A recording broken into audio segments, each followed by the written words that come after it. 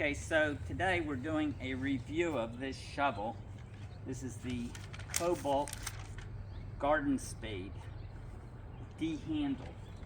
I got it at Home Depot and it costs $30.98. I got this because I wanted to run hose, drip irrigation hose across my lawn, and I wanted to figure out the best way to do this.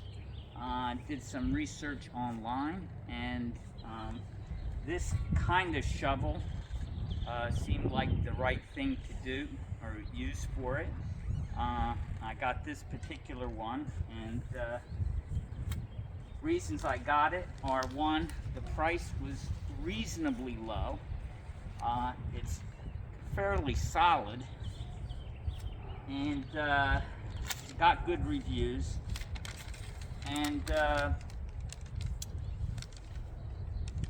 weight of it is 5 pounds 14.5 ounces.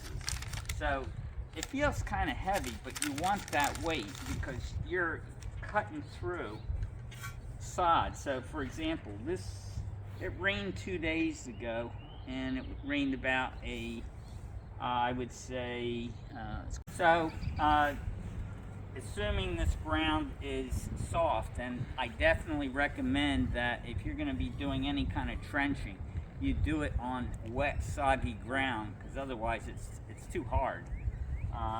So you just go down, and you can see I was able to drive that down several inches, and then I just go like this, like that. And then as I'm running that irrigation, if you take a close-up of here, I can take that half-inch irrigation tube, set it right down in there, take a half-inch wide board, and then just push it down deep. And I've inserted that hose several inches into the ground. And it only took me, I would say, maybe an hour. I wasn't timing it, to go from this bush all the way across, and I am having trouble even seeing where I did it. It makes a very almost invisible trench all the way through. So you just run the hose there, and then you kick it back in there, and you've got the hose run underground. And that's a pretty good length. So a few days prior to that, I used a regular shovel to do the same thing along here, and it was messier. The reason is I used a regular spade shovel, one of these shaped like that, and they're convex, so you can't make a straight line through the grass like you can with this thing. You can see that's straight. So you make a bunch of U's, and it's messy. So I was able to run a hose under from here to there, but this is a much better tool for it. Also, this shovel has kick plates, so the metal bends over here, so when you go to kick it, you've got a flat end. My other shovel is just a sharp edge to this, and I'm kicking that sharp edge, and that's a whole lot harder on the feet. This makes the job a whole lot easier because of the kick plates on both sides. User experience. So yesterday I had a problem. I have this dwarf Alberta spruce tree, and it kept on getting knocked over by the storm winds yesterday. And I said, okay, it's time to put this in the ground.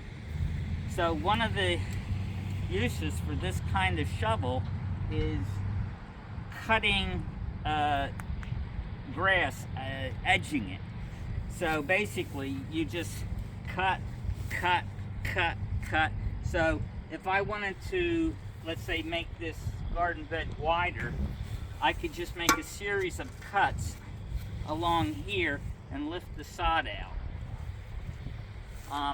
But I did that this morning. Basically, I went like this. I mean, cutting, digging and cutting, and I lifted the sod out. It was roughly a 2-foot square sheet of sod. And I just moved the sod off to the side, dug the hole, put the tree in. The tree was in a pot prior to this. And then put the soil back around it. And I had a just very convenient way of cutting the sod out, preserving the sod as one sheet. So I have an area out front, which I'm going to show you, that we just removed the tree a year or so ago, and the grass hasn't been growing well in that particular area. So I wanted to take that 2-foot square hunk of sod and transplant it in that other area of the lawn. So I figured I would just cut another 2-foot square out of the lawn over there and insert the sod that I just took out of here over there. So that's what I'll show you next. Okay, so this is the square of sod which was removed where I planted the tree and transplanted over here. Now the edge is a little bare where I put soil around there and I put some grass seed there. But this whole area in here just hasn't been growing well. So whenever I get a hunk of sod, I just stick it over here. Next time I get one, I'll probably cover this area up unless the seed grows better. But in any case, this shovel made cutting out a layer of sod, a 2-square-foot section of sod from here, and transplanting the other one very easy. So one other thing about this shovel, they say it's 20.5 inches. Well, 20.5 inches is from here to, I believe, there. Like the length of this handle. Doesn't even include this. It certainly isn't that. This thing's measuring around 6 1/4 inches here and 7 3/8 inches there. This is not 20 inches across. So if you were thinking that, that's not what they're talking about. Maybe that's standard shovel talk, I don't know. But if you're wondering what the 20.5 inches, it's not the width of the shovel down here. It's a handle length.